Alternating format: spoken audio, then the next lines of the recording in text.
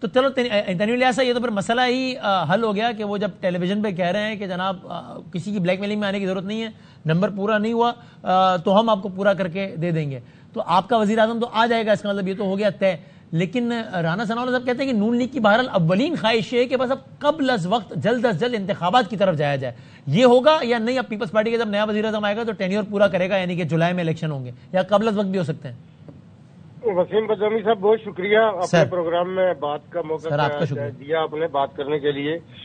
دیکھیے، گزارش یہ ہے کہ اس وقت ہم یہ سمجھتے ہیں کہ آزاد کشمیر کی سیاست کے اندر اگرچہ دوسری پارٹیاں بھی موجود ہیں، لیکن جو دو بڑی پارٹیاں ہیں آزاد کشمیر کے اندر، جن کا اس کو جو سٹیک ہولڈر ہیں، جن کے پاس عوام کا مینڈیٹ ہے، وہ پاکستان پیپلز پارٹی ہے اور دوسری پاکستان مسلم لیگ نواز ہے۔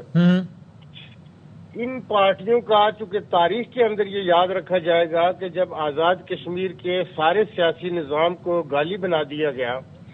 اور جو عام سیاست تھی، جمہوریت تھی، جو سیاسی کارکن تھا، اس کو ارریلیونٹ بنا دیا گیا، اور جو لوگوں کے مطالبات تھے ان چیزوں کو برباد کیا گیا، خراب کیا گیا، اور پھر پاکستان کے حوالے سے ایسے سینٹیمنٹ بنائے گئے کہ ہمارے قومی سلامتی کے ادارے جو ہیں،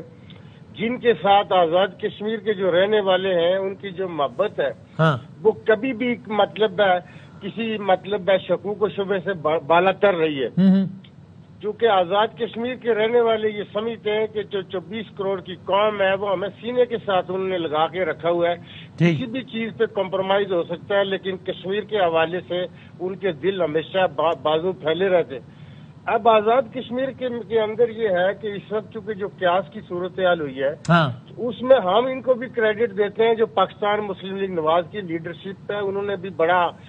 دانش مندانہ قدم اٹھایا۔ دیکھیں، ہم پچھلے 2 سال سے ہم چیخ کے یہ کہہ رہے تھے کہ یہ دو بڑی پارٹیاں حکومت میں ایک آ جائے، دوسرا اپوزیشن کرے، ویکیوم نہیں ہونا چاہیے، لوگوں کی بات ہوگی تو سیاست کا حسن بھی یہی ہوتا ہے۔ لیکن تنویر صاحب یہ بتا دینا، وہ یہ کہتے ہیں، ابھی پی ٹی آئی یہ کہتی ہے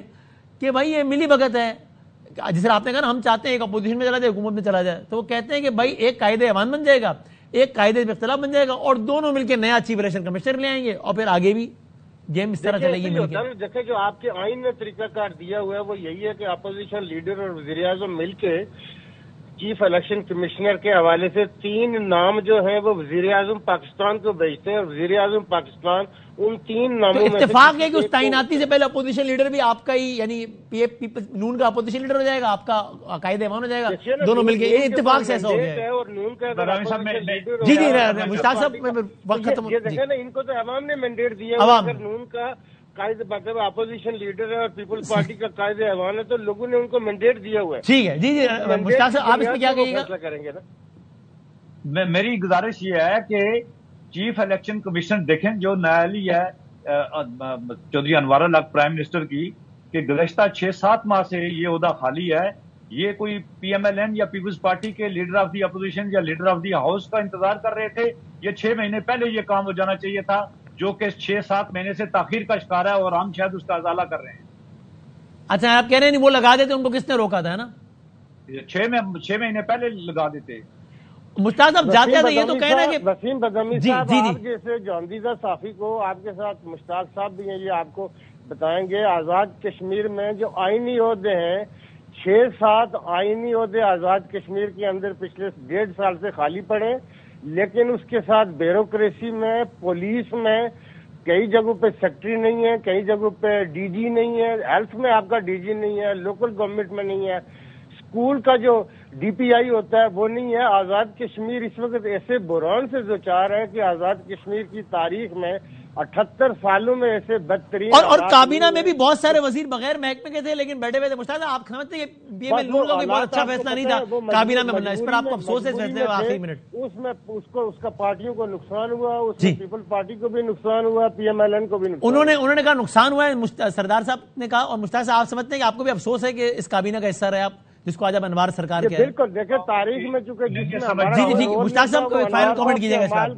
میں یہ سمجھتا ہوں وسیم بدامی صاحب، کشمیر کے عوام اور خاص کر پی ایم ایل این کا یہ بدترین فیصلہ تھا انوار حکومت کو جوائن کرنے کا، اور جس کی شرمندگی ہمیں ہمیشہ ہمیشہ ہمیشہ رہے گی۔ ختم ہو گیا، بہت شکریہ۔